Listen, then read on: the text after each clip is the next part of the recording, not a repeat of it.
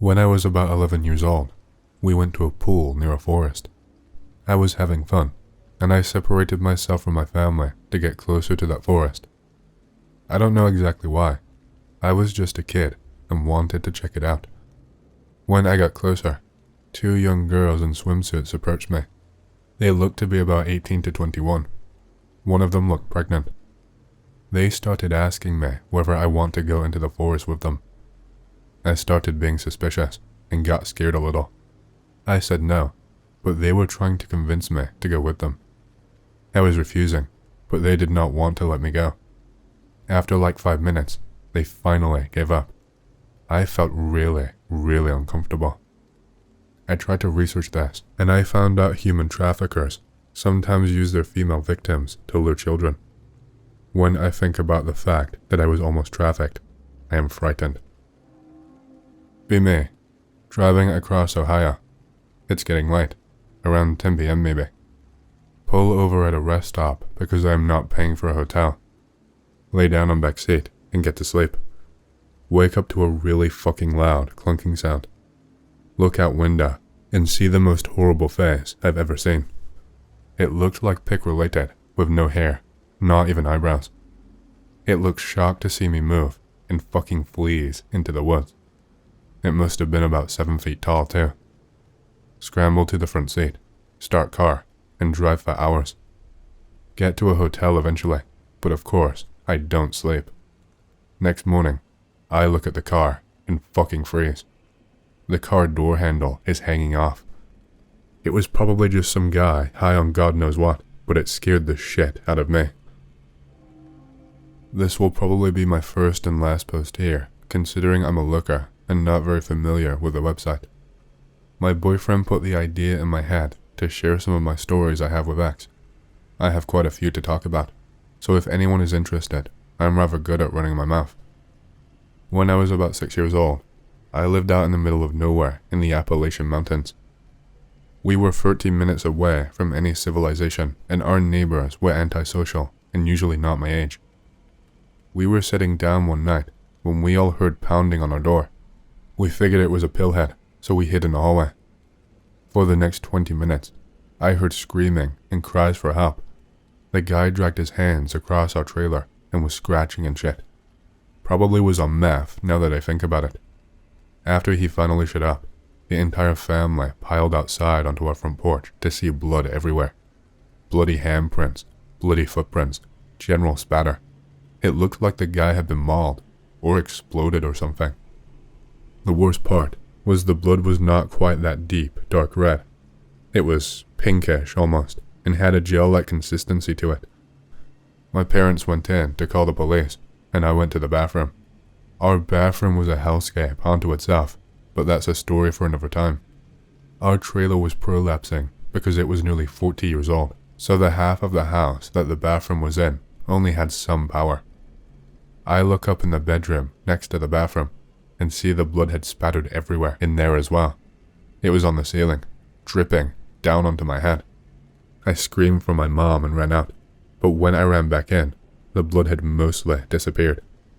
The only thing it clung to were these posters that my parents had up around the room. When the police had gotten there, the blood on the outside had fully disappeared, and I imagine my parents got reprimanded for wasting the policeman's time, since it is so far out. All that was left were slight handprints. This story is more lax and closer to a fever dream if anything. I still doubt myself on this one a lot, but I genuinely think it's real. I think at this time, I was about 8 years old, and as stupid Southerners do, we were sat around the TV during the evening. Then the trailer walls started rumbling. My mom said something to the effect of, "They found us," and we all piled into the hallway of the trailer, which was the most stable part of the house. I remember the TV went to the DVD screen, and all the lights had turned off from all the rumbling, coating the entire living room and hallway in blue. I remember turning to my mom and asking, "Who found us?" And she replied, "The aliens." Sounds tropey, but this is where my memory cuts it. My memory jumps to us being in our old car, driving past a cop car. It was covered in this opalescent black substance, like acid. I remember turning to my mom and saying, "What happened to the police officer?" and she replied, "The aliens got him." You'd think this would be a running joke, but my mom said this in a fully serious tone. Still could be, who knows. After that, I remember I wasn't quite right. I began seeing the static as an overlay whenever I looked around. I later found out that this was visual snow. I would also see desaturated shapes and images whenever I would go to sleep. I most commonly would see trees, a rainbow pinwheel type thing, or just dots. I think these are hypnagogic hallucinations, but I have no fucking idea, to tell you the truth. This also got worse with age, but I will cover that more later. For a while, I was completely fine, or at least I think I was. My memory eludes me. I think I will post one more time tonight, and post another story tomorrow. Relatable. When I was 16, I went through a hyper-gay femboy period. Because puberty hit me late, I was actually passing as a female. My hair was just down my back. I am mixed, but fairly Latino looking. I was walking home from my boyfriend's house, and this black guy pulled up behind me and asked where I am going. I told him I was walking home, and it was right up the street. He asked if I was a guy when he heard my voice, and I said yeah. He got quiet for a second, then told me to get in. I told him I was fine, and he said to get in, with a lot more authority. Fortunately for me, my dad was an army sergeant, so I did not obey weak commands. I told him to fuck off. He got out of his car, and I blitzed home. I made sure to turn around and grab the guy's plates. Ran home, shouting the numbers out loud so I would not forget. I was really jarred by the experience, and asked my stepmom. Dad had passed a year before, and she became my guardian, to call the cops. She called them, and I gave the cops every bit of info I had, plates included. They didn't seem to believe me, but I begged them to just look up the plates because I was scared he might try to kidnap one of the neighborhood kids. Winslow Township Police in southern New Jersey are absolute shit, and I highly doubt they did anything with that info. Now I hear about the human trafficking, and it freaks me out. Fortunately, puberty hit me, and I look like my dad's clone, dipped in caramel, so I will never have a man try to abduct me, but I always keep an eye out for shady dudes prowling my neighborhood. My dad instilled me with a great respect for law, and taught me to memorize as much as I could to help police later. That was my first bad experience with police, and I will never forget how furious I was, and honestly, still am about it. I advise any fathers to keep close reins on their teens, especially girls, but even the guys if they look a little pretty. The East Coast is seriously getting fucked by traffickers. Was on a train to the airport once to catch an international flight for a business trip. This guy wearing a suit and tie comes up to me and asks if I'm flying international. I say yeah, and he asks to buy my ticket. He's sweating profusely and looks out of breath and scared shitless. I'm like, no dude, you couldn't even use it. Don't you know tickets are tied to your identity? And he's like, please, sell me your passport too, please, I'll do anything. I need to leave the country. And then he pulls out a fucking fat ass wad of cash, tens of thousands of dollars, probably like you'd see in a movie. For a moment, I considered taking the money, but then I figured whoever was chasing this guy would probably come after me if I took the cash, so I said no, and he took off running to the next train car. 2 weeks ago, walking with my roommate downtown at night, end up walking through sketchy street with dozens of homeless people. Don't have my COVID mask, so pull my hoodie over my nose and mouth. Hear one homeless guy say, fuck the mask. I agree and say, fuck the mask. Son of the Mask is a better movie. See black guy lying on the sidewalk, go wide-eyed, and look horrified at this comment. Gets up and starts following us. Roommate and I run for our lives. Turn my head and see black dude chasing us like the Terminator. He was gone a few seconds later. Be me. Be assigned another worker to be trained. This one, I swear, is a serial killer. Unclean dude who smells like metal and feces. End up hiring him for God knows what reason. Comes in late, out of uniform, every time. Desperate for workers at this point, so let it slide. Working an earlier shift. Suddenly, code brown. Oh God, what the fuck now? New dude's being held at gunpoint by another dude. Police come in, Both are tackled/arrested, filling out paperwork regarding the situation. Find out he had rifles, knives, and poetry about murdering everyone in the world. Lincoln Park intensifies. Go to the station after I learned he also had a list of people to kill. My name is 5th in the list, and I knew the guy for a week. Takes his own life a few days later in jail. Now to ghost stories. Can't really green text this one, so. There's a story around my store that a guy got his head chopped off while operating one of the machines in the back room, and you can hear the gruesome incident late at night, exactly at 1:43 a.m. Be working late again as always, organizing back room, making sure it's ready for the morning guys. Moving pasta when suddenly I hear the power equipment operating. I'm one of the 2 who were legally allowed to use it aside from my manager, who left at 7 when I came into work. Sounds are loud. Sound like the equipment is struggling with something. Get shivers. Look around behind me. Both the power jack and the thing we used to put the pallets high up are there. Maximum watt. Go around the corner and see a man with no head standing there. Absolutely, literally shit myself. I mean, I did. I actually defecated in my pants. Walk away slowly. Sound gets louder. Like bones in a grinder, that kind of sound. Sprint to management and tell them I'm super duper sick and need to go home. Spend the 3 days drinking 2 liters of vodka and praying to Christ I never die like that. Don't know if creepy, but still. One afternoon, talking with my mom, she tells me something that happened before I was born. We live in a small city. She had a small restaurant downtown. Lots of people come and go. A lot of regulars and usual stuff. She was super friendly and supportive to people because she and my dad had a rough life. One stranger comes to eat and tells them he's just passing by.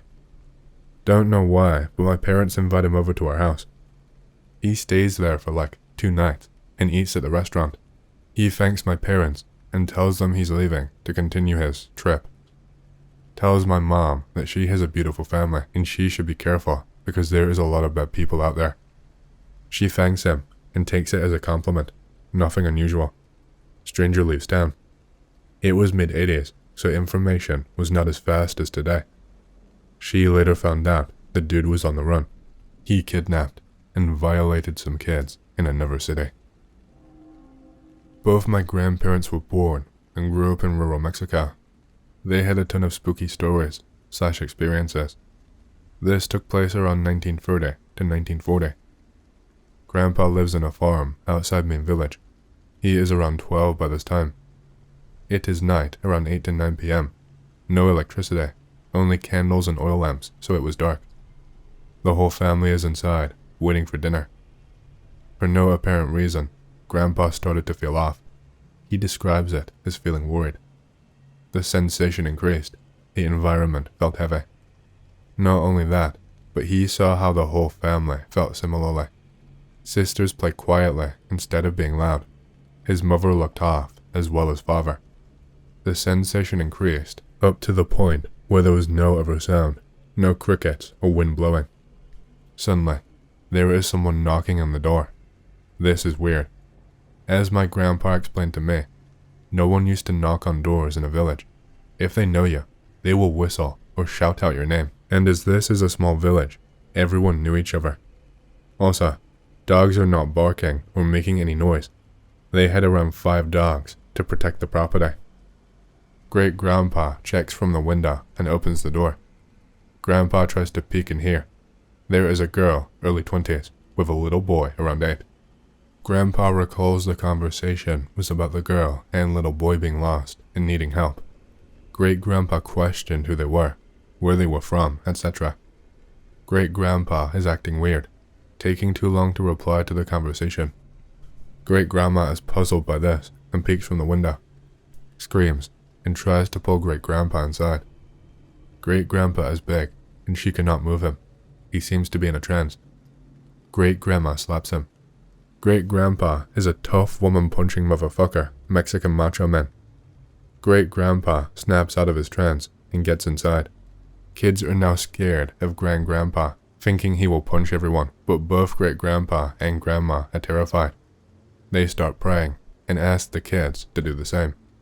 Girl outside says nothing, and they can hear her walking away. Great-grandpa is in shock. Minutes after, they have dinner in complete silence and go to sleep. Grandpa recalls seeing terror in both their parents. Great-grandpa was a tough man, had fought the Mexican Revolution, and enjoyed killing/shooting bandits that had tried to raid his property. This terrified Grandpa. He had never seen his dad like that. Next day, Grandpa does not dare ask his parents what happened.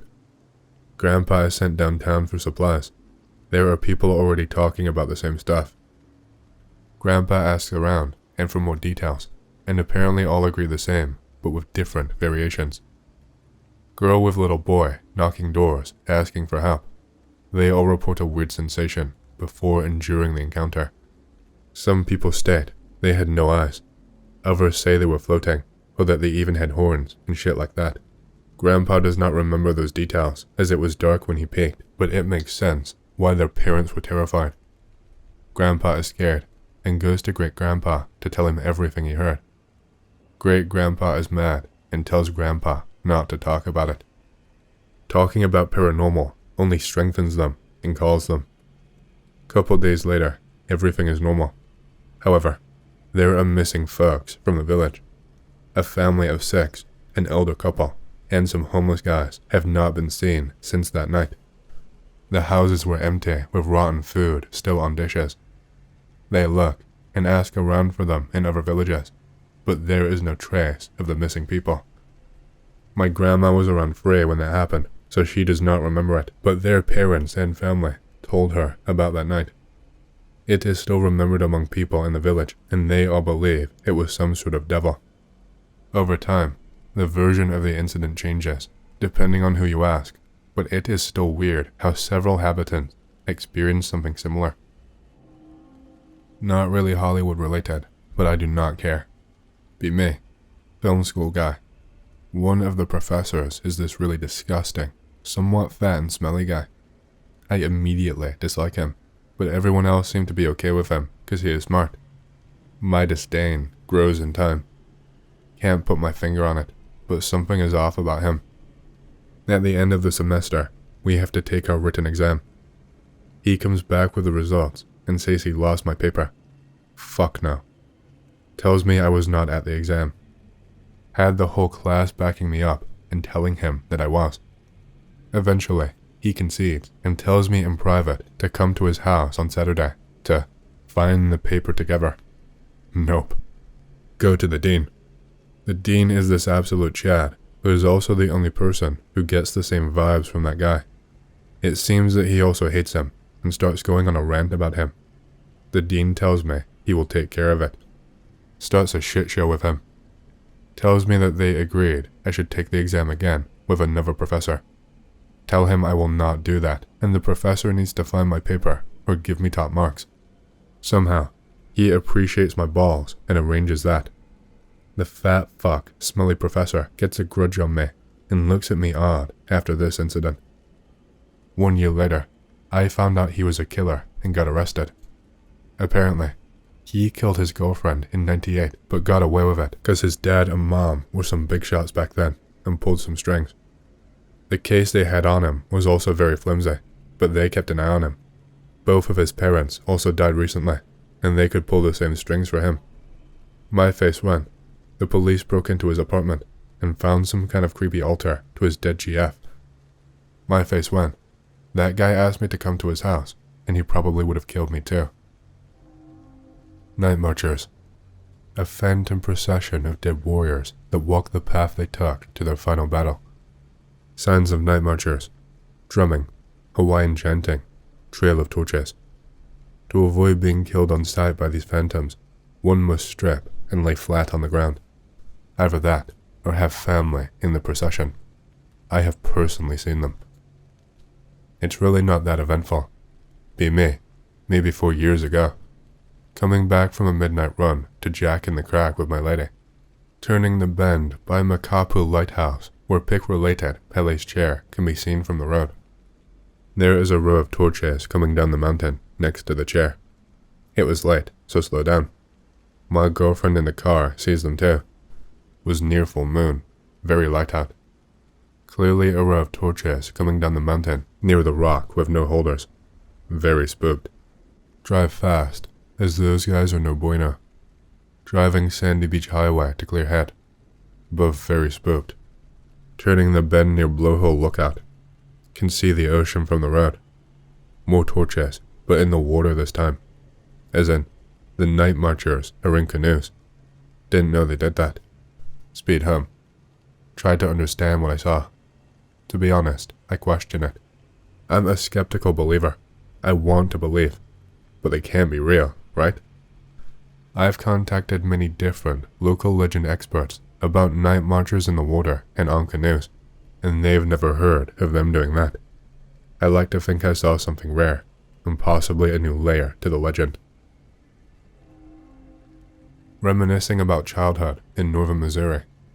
Lived in a very old 2-story house with a basement. Strange floor plan. Empty storage spaces. Tiny old rooms that were no longer used. Old fireplace with a small wood door leading out to an underground firewood room with a dirt floor that was no longer used. House used to pop and creak all the fucking time. Old houses always do that. My room was directly above the long narrow stairwell to the basement. Nobody ever went in the basement after my cousin crashed into the wall and it flooded and got all mildewy. Fond memories. Used to hear footsteps walking up and down the stairs when everyone else was sleeping. Began thinking about my bedroom. Remember a face in the vent in the ceiling in the corner of my room. Old man's face would show up at night, every night, once the lights were out. Never spoke, just watched. Turned his head to follow me around the room, when run to my parents' room. Hid under the blanket for protection, not fooling anyone. Start talking to him every night. Skirting topics I thought might anger him so that he would not hurt me. He never spoke, just watched over me. Remember the reoccurring nightmare of the trash bag man. Would hear steps from the basement. A hunched over figure would appear, covered in black plastic trash bags, crinkling as it slowly approached. No matter where I hid in the house, it would find me, and I would wake up. Used to sleepwalk all the fucking time. Sick all the fucking time. See shit everywhere, etc.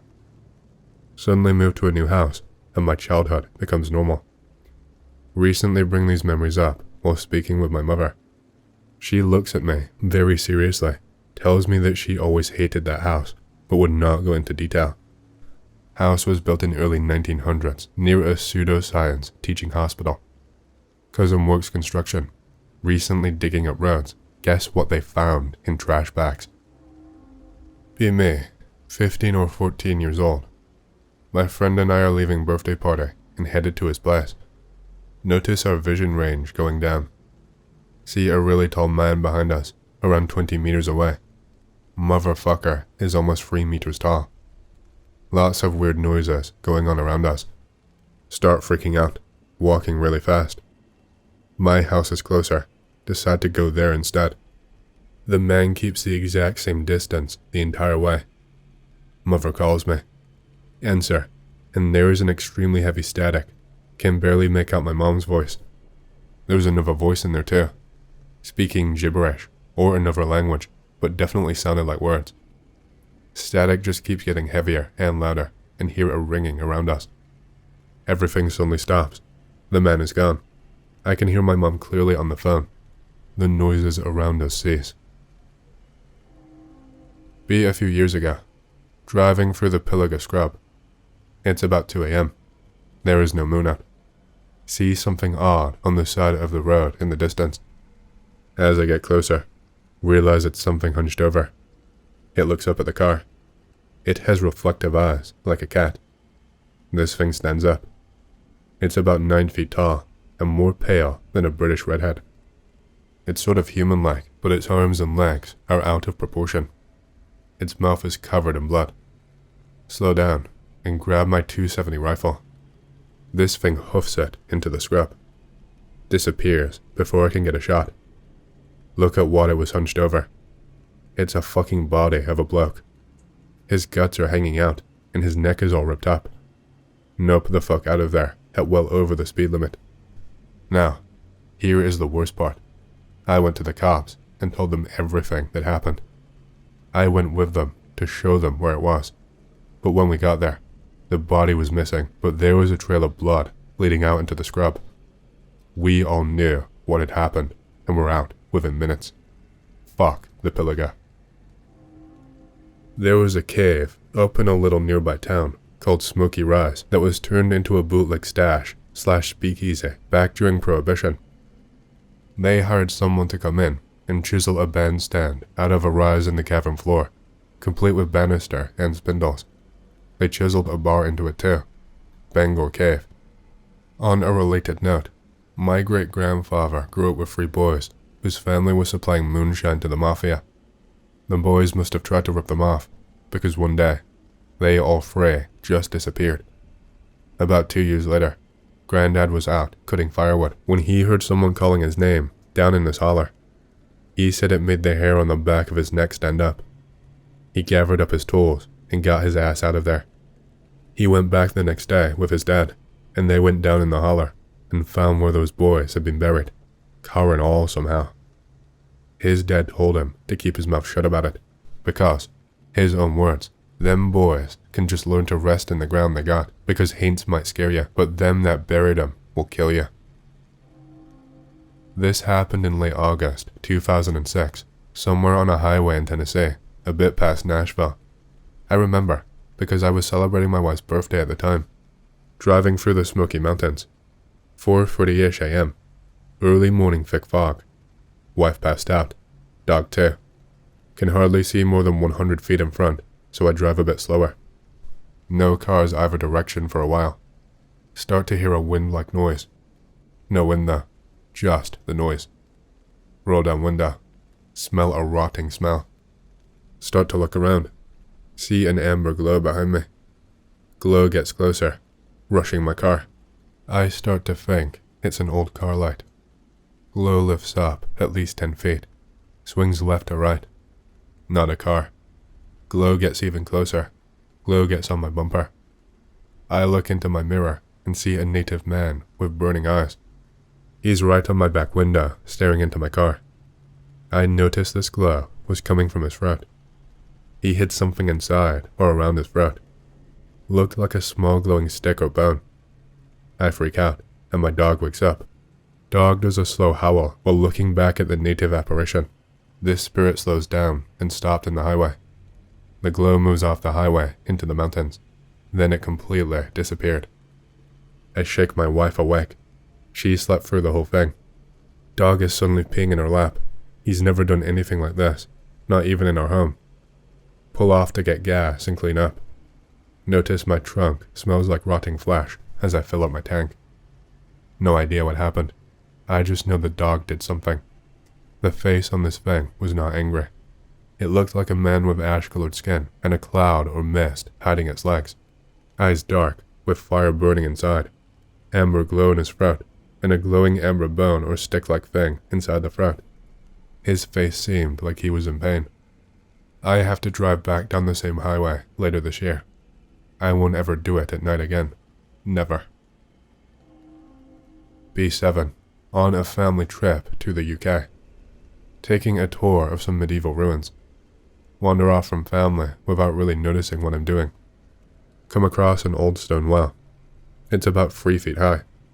The opening is covered with a locked grate. About to go back, when I hear a woman's voice coming from below. Being 7 years old, think little of it, and respond.